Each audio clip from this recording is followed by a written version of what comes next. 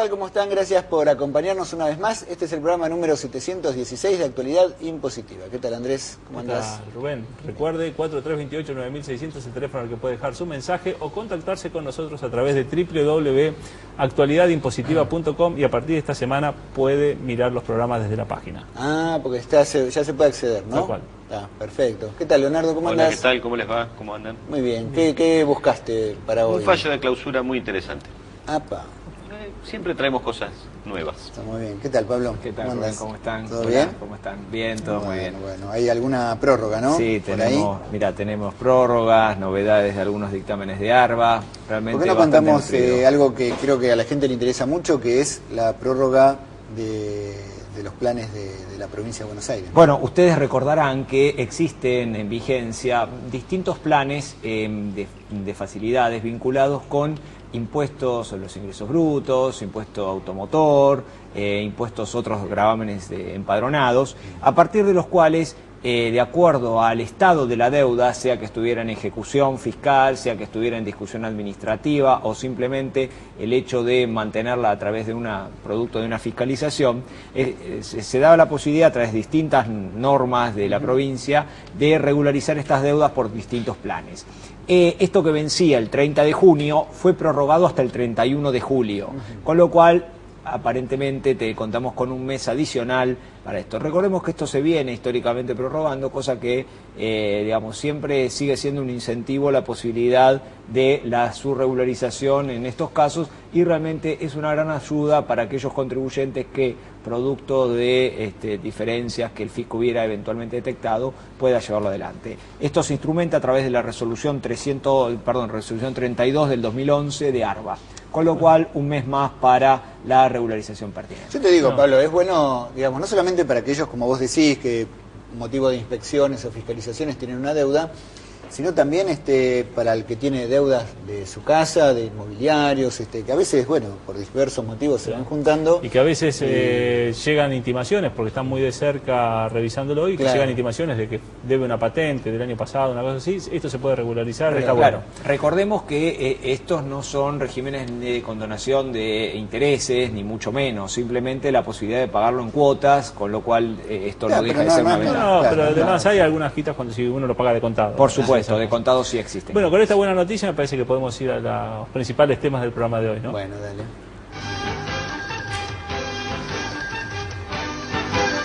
Vencimientos 1, el 30 de junio vencen las presentaciones de declaraciones juradas de impuesto a las ganancias y sobre los bienes personales para empleados en relación de dependencia con ingresos anuales superiores a 96.000 pesos. Vencimientos 2, también el día 30 vence la recategorización de los trabajadores autónomos. Prórroga en ARBA, era lo que comentábamos recién, se extendió hasta el 31 de julio el plan de regularización de deudas fiscales.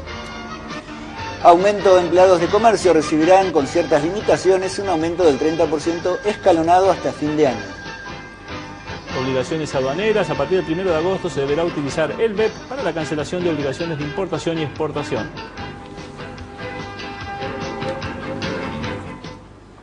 Bueno, Andrés, como vamos a... perdón. ¿No pusiste que estaba...? ¿No pusiste que...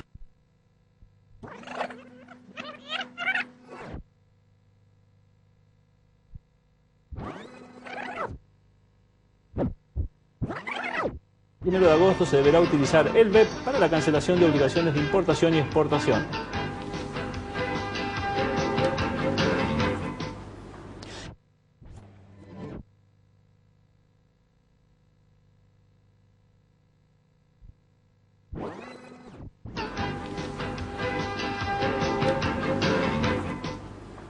Bueno, Andrés, como... Obligaciones aduaneras, a partir del 1 de agosto se deberá utilizar el BEP para la cancelación de obligaciones de importación y exportación.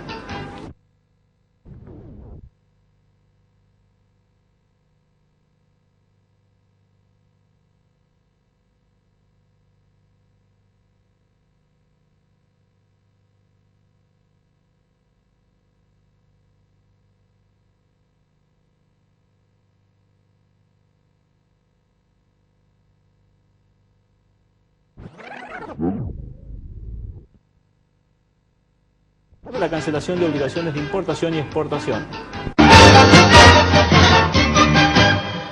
Bueno, muy bien, y como ocurre semana por medio, le damos la bienvenida a la doctora Indy Feilenbogen. ¿Qué decís, Indy? ¿Qué tal? ¿Estás? ¿Todo Buenas bien? tardes, ¿todo bien?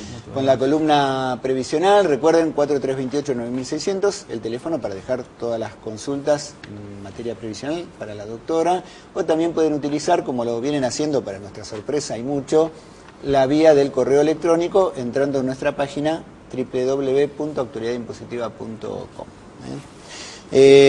Muchas preguntas, Indy, previsionales. A ver, vamos a una. Quería saber, soy jubilada del año 1987 por invalidez y nunca me actualizaron el sueldo. Sigo cobrando como cuando ingresé por invalidez. ¿Tengo que hacer juicio o cómo es esto? ¿Le tengo que preguntar a alguien? A vos. Les agradezco mucho. Bueno, muchas gracias. Bueno, hay que ver la acepción que le dan a la palabra actualización, porque supuestamente está recibiendo la movilidad, Sí. se está pagando 2 veces por año, por lo tanto no tiene el mismo haber que cuando se jubiló, Claro. ¿no es cierto? Es Tiene raro la porque dice, movilidad. nunca me Ahora, si actualizaron. se refiere a una actualización, o sea, un reajuste, es otra la cuestión, porque entonces sí, hay que hacer un cálculo si por las remuneraciones que tuvo, aplicado el índice que dio la Corte, da derecho a un aumento, a una actualización del haber como reajuste, pero no está cobrando supuestamente lo mismo. Lo que sí aclaro que por el hecho de ser una incapacidad no tiene reducción en el haber, no importa cuántos años hubiera computado. Bueno, muy bien. Otra más. A ver, dice, tengo una jubilación mínima, pero nunca llego a la jubilación mínima, que es de 1.276 pesos. Siempre cobro por ANSES 1.108 y por Orígenes 54. O sea que me faltan 110 pesos, pregunta. Esto es una pregunta recurrente, ¿eh? Gente que no entiende los descuentos que le hacen en la jubilación, que cobra menos. Habla Carlos de Olivos, perdóname. Sí. Soy jubilado. Ahí deja el teléfono, bueno. Bueno, este caso justamente nos abre la posibilidad de tratar algo que está sucediendo desde que el ANSES se hizo cargo de todos los beneficios de la capitalización. Él dice por Orígenes, quiere decir que él estaba, en su momento había optado por una AFJP. Sí. Entonces, que se complementa con lo que tiene, con lo que le da el Estado. Entonces, en primer lugar se equivoca en cuanto al mínimo. El mínimo es menor y de acuerdo a la cuenta que sacamos le deben faltar 64 pesos para el mínimo. Y si hablamos del descuento de PAMI hay que ver el ajuste si realmente le falta. Pero lo que sí queremos realmente en este momento, es decir, que se está produciendo un desfasaje en un determinado sector que sí estaba en las FJP. Y para eso recordemos que las personas que tenían derecho a una invalidez o una pensión por fallecimiento, quiere decir que no completaban el total de los años de requisito. ¿Y qué pasaba? El Estado tenía que poner el dinero necesario para completar lo que se llama el capital necesario. Ahora bien, según las normas, el Estado dicta una ley en su momento por el cual dice aquellas personas nacidas con posterioridad al 63 no van a tener participación del Estado. Las nacidas con anterioridad, el Estado participa.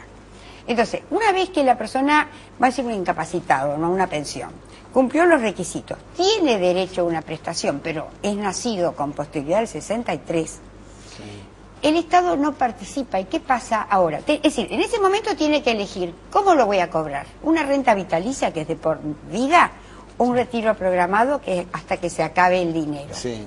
Esto Vamos es lo que primero. hacían cuando tenían la FJP. Es la modalidad de la prestación. Ok. Tenía que ver cómo se les devuelve. Era o le pagan la FJP el dinero que tenían o se lo pasaban a una compañía de seguros, que no tiene nada que ver con la previsión. Entonces, en este momento, aquellas personas que tienen una renta vitalicia y son de una persona que viene de una pensión por fallecimiento o actualidad, no tienen derecho al mínimo. O sea que si nosotros tenemos que mirar los dos sectores, lo que más beneficia a la gente, lo que más necesita y reclama, que es movilidad y mínimo de haber, estas personas quedaron fuera del sistema de mínimos que da el Estado. Yo aprovecho de decir esto, pero él no, porque tiene una prestación completa, quedan fuera del mínimo y por lo tanto, como nacieron fuera de ese periodo, no le complementa al Estado hasta llegar, por más que hay una garantía para otros casos. Tampoco los que están en la renta vitalicia y tampoco los que tienen un retiro programado, que los paga, tienen movilidad. O sea que estos juicios que recién aludí, de reajustes y de... usted inicia y ANSES se lo va a decir, ANSES no, hasta ahora la justicia le va a dar por la parte que paga el Estado. Pero como la parte de la renta vitalicia se hace cargo una compañía de seguros, que no tiene nada que ver realmente con toda la actualización de haberes, quedan despojados de una movilidad que ahora recién se están planteando juicios, porque ¿qué movilidad tienen? La que le da la compañía de seguro, que puede ser el interés. Los que eligieron por compañía de seguro es la renta vitalicia. Sí, siguen cobrando, sí, porque es una entidad empresarial totalmente distinta a la ANSES. No tienen derecho, si nacieron después del 63, los pensión por fallecimiento y ¿cómo se llama? Invalidez. No tienen ni el mínimo garantizado. Fíjese que esta persona dice que recibe 64 pesos por la última parte del haber. No tiene ni el mínimo garantizado y no tiene movilidad. Nosotros pensamos, por eso se inicia el juicio, de que realmente cuando se creó el sistema de capitalización, que todos los gobiernos promocionaron, y después fueron despojados totalmente de una opción, la seguridad social está garantizada en la Constitución. Por lo tanto, el Estado para mí tiene que garantizar todos los beneficios, porque si no crea una desigualdad evidente por los que o asesorados mal o porque estaban obligados a entrar a un sistema de capitalización. O sea que en estos casos se va a ir separando cada vez más los que se actualizan Totalmente. por los beneficios que dio la ley con los que estaban en las compañías de seguro que van por intereses.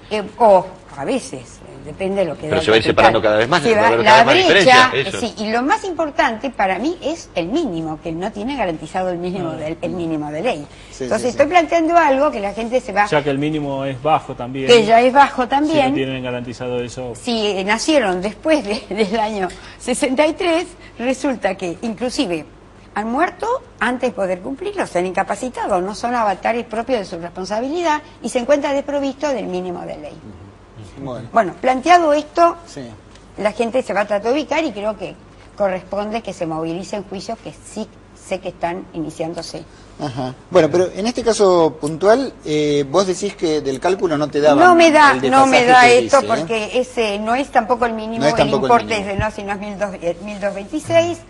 Lo que muchas veces uno advierte en consultas vinculado a lo previsional o al cobro de sueldos es que aparecen retenciones sin el detalle suficiente si corresponden a impuesto a las ganancias o a qué otro concepto. Y muchas veces las consultas son producto de, bueno, esta retención a qué corresponde, el tema de los códigos que se plasman, y esto lleva a confusión, ¿no? Por ahí eventualmente hay una consulta que habla del impuesto a la ganancia, y como de pronto sube, ¿no es cierto?, la retención mínima, hay meses que no le descuentan, hay meses que reintegran parte anterior, y entonces yo creo que el mínimo imponible, según está algo de 4.000 pesos, ¿no es cierto? No sé cuánto está, más o menos estamos averiguando que está cerca de 4.000 pesos, 4.000 y pico. Entonces, deberían tener una retención, pero gente que recibe importes superiores se extrañan de que hay meses que tienen una retención de 700 pesos, al mes siguiente un reintegro de 200, y no tienen idea de cuál es realmente el monto. No les queda claro qué es lo que está pasando. Independientemente de que ya hay fallos que dicen que ANSES no es la persona que debe retener en ganancias en ese momento. Sobre todo, ANSES retiene en ganancias cuando terminan los juicios en el retroactivo de todos los años. Y entonces hay jueces que dicen que no es ANSES el que debe tener la retención, efectuar de facto la retención de ganancias. Bueno, de hecho existe una posibilidad contemplada en el artículo 18 de la Ley de Impuesto a las Ganancias, que en el caso de jubilaciones pagadas retroactivamente, está la posibilidad de que el cómputo se haga para los periodos que corresponden, con lo cual variaría, exactamente, con lo cual eventualmente podría el pero cálculo. ahí pierden la prescripción, ahí pierden el derecho a que no se les vea. Entonces la gente opta en ese momento por la duda, porque si buscamos encontramos siempre algo, ¿no es cierto? Bueno, muy bien. Muchas gracias, Cindy. Por favor. Todas las consultas entonces previsionales, ya saben, vía internet a través de nuestra página o al 4328-9600. Vamos a unas breves. Vamos.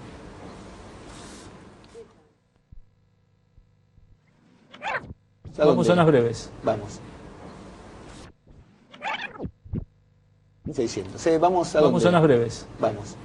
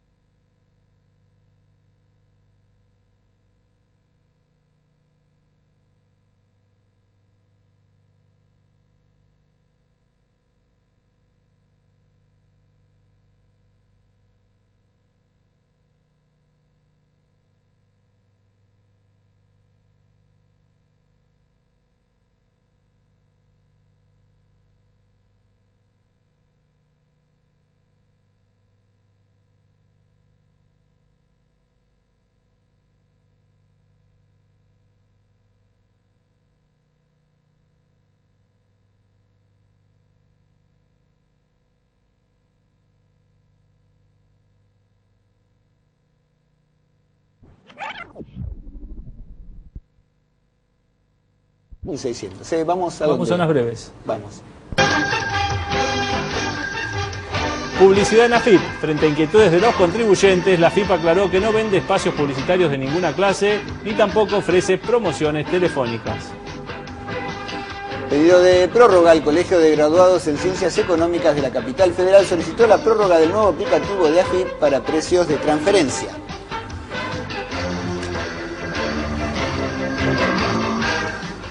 Bueno, muy bien, Andrés, ¿con qué seguimos? Con el fallo de Leu, de clausura. Bueno. Qué bien. Te cuento. ¿De qué se trató este tema? Es un fallo de Cámara del 30 del 12 del 2010, se llama Misceláneos SRL, es un fallo de clausura.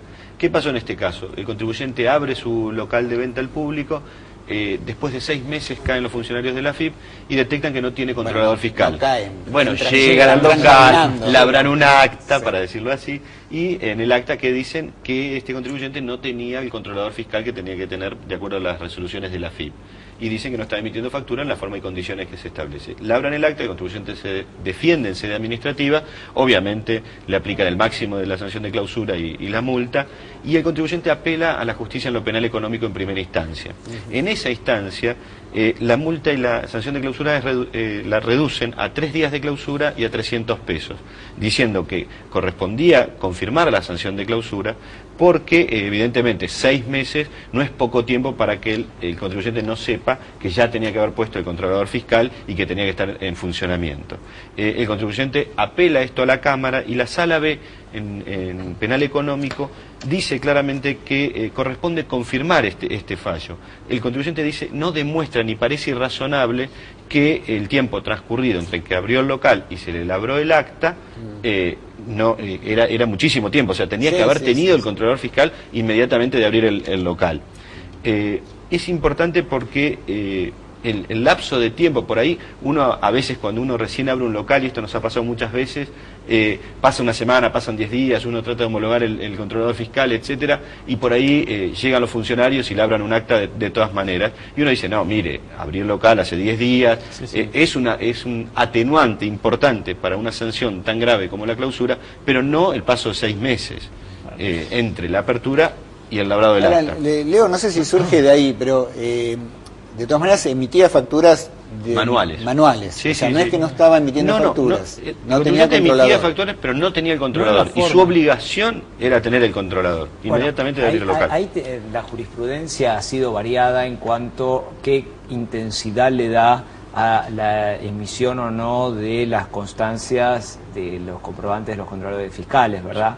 Es decir, si realmente el motivo o la causal que llevó a no contar con el controlador en funcionamiento ameritaba una sanción o no de clausura, como veíamos, ¿no? Y muchas veces en esta infracción que contempla 2 sanciones, la multa y la clausura, se han advertido causas en las cuales se aplicaba la multa y no así la clausura, o casos como estos donde indiscutiblemente aparecen reflejadas ambas, ¿no? Es tan así que cuando se abre un local y pasan unos días y justo llegan los funcionarios y labran ese acta, una de las defensas era justamente la razonabilidad de la sanción, porque era muy gravosa, o sea, aplicarle una clausura y una multa, y generalmente, tanto en sede administrativa y casi les dirían un 100% en sede judicial, se dejaba sin efecto la clausura y se mantenía la multa o se le aplicaba una multa menor que la que aplicaba la DGI. O sea que esto es así. El tema en este caso en particular, y me parece que está muy bien lo que hace primera instancia y lo que hace Cámara, 6 meses desde que abrió el local hasta el labrado del acta es muchísimo tiempo para no tener el controlador funcionando, ¿no? Sí. Bueno, no se lo entregaban, Leonardo. Tampoco le caigas así. No probó, en probó. todo No probó, caso, no se lo que entregaba. intimó 50 veces a la empresa para que se lo entregue. En materia de proporciones o de razonabilidad de sanciones, recordemos que la provincia de Buenos Aires está llevando adelante la aplicación de sanciones al no contar con el COT, constancia de transporte de mercaderías, que no es un tema menor, y obviamente las sanciones son muy elevadas porque están en relación al valor de la carga que se transporta, ¿verdad? Son sanciones de naturaleza formal, donde existe un alto componente de naturaleza objetiva, donde lo subjetivo queda bastante restringido, pero no debe omitirse ni en la resolución que establece la sanción, ni en la defensa del contribuyente al ejercerla, porque es discutible el análisis del elemento subjetivo del tipo infraccional en el análisis es importante. Y esto lo digo porque nos encontramos con muchas circunstancias en las cuales el inculpado no resulta ser en forma directa el autor inmediato de la infracción misma, con lo cual indiscutiblemente acá tendremos argumentos, pero claro, uno lee las instrucciones de sumarios o las resoluciones y parece que no hay salida, ¿no? Y con un agravante, sí hay salida. En el tema de COT y esto de Provincia de Buenos Aires hay un agravante que son lo perentorio y lo corto de los plazos para las apelaciones que uno puede hacer. Tal cual. Porque te puede tocar, la Provincia de Buenos Aires es muy grande, todos lo sabemos, y te toca uno bastante lejos de donde está el asesor legal o el asesor contable y se complica la defensa. Agreguemos que transportar mercadería sin documentación, en este caso el COT, ¿no? que se exige, como otras jurisdicciones se exigen sus propios instrumentos, pero sin documentación de respaldo, no solamente puede llevar, digamos, también lleva decomiso de la mercadería, claro. O sea, es grave esto, es grave trasladar mercadería sin documentación de respaldo, ¿no? Bien. Me están diciendo que tenemos muy poco tiempo y tenemos que ir todavía al auspicio. Vamos a ver quiénes nos auspician y ya continuamos con más actualidad impositiva.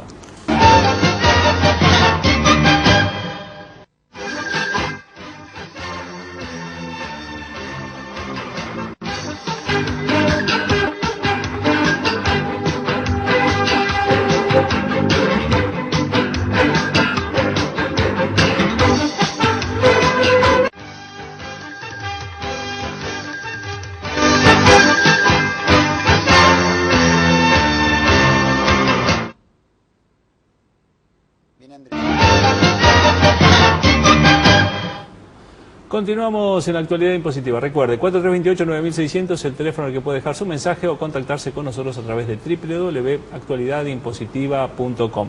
Y en los títulos decíamos que había aumento de empleados de comercio. Si bien hay aumentos de todos los sectores, pero empleados de comercio siempre se tomó como referencia por ser, por abarcar a muchas personas que trabajan en relación de dependencia. Y el aumento es del 30% que se aplica desde el mes de mayo, pero en escala. El 15% a partir del mes de mayo, en efecto retroactivo, el 8% a partir de septiembre, el 7% a partir de diciembre.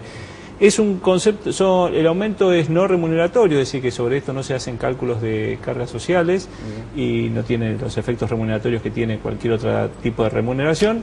Y se calcula sobre... La obligación es calcularlo sobre el salario básico, no sobre el salario real de cada contribuyente, con lo cual son detalles que tendrán que tener en cuenta. Sí, o sea que no va a ser el 30% de la remuneración y va en escala. Es decir, beneficia más a los de menores recursos, obviamente. Claro, exactamente. Es opcional si después ¿no había una ley que estaba tratándose en el Congreso para eliminar todos los conceptos no remunerativos y pasarlos a remunerativos, ¿no? Digo porque se siguen dando aumentos con no remunerativos. Lo que pasa es que hay que ver qué vida va a tener esto, ¿no? El tema del aumento no remunerativo es que por lo menos no le quita un poco de presión a los aumentos, a estos aumentos salariales para que no incida directamente en los costos de las empresas. Claro, y vaya al bolsillo, en realidad el esfuerzo vaya al bolsillo. Exactamente, yo recién decía opcional, obviamente lo obligatorio es el salario básico, es aumentarlo sobre el salario básico, y si quieren aplicarlo sobre el total del salario es una decisión del empleador. Claro, dentro de la relación de dependencia, y estábamos hablando en general de esto, en particular tenemos en estos días los vencimientos para ganancias y para bienes personales de las declaraciones de aquellos que sí están en relación de dependencia. Recordemos que aquellos sujetos en relación de dependencia, empleados que tengan bienes por más de 96.000 pesos, están obligados a presentarle a su empleador la declaración jurada de bienes personales respectiva que tenían, con los bienes con los que contaban, al 31 de diciembre del 2010.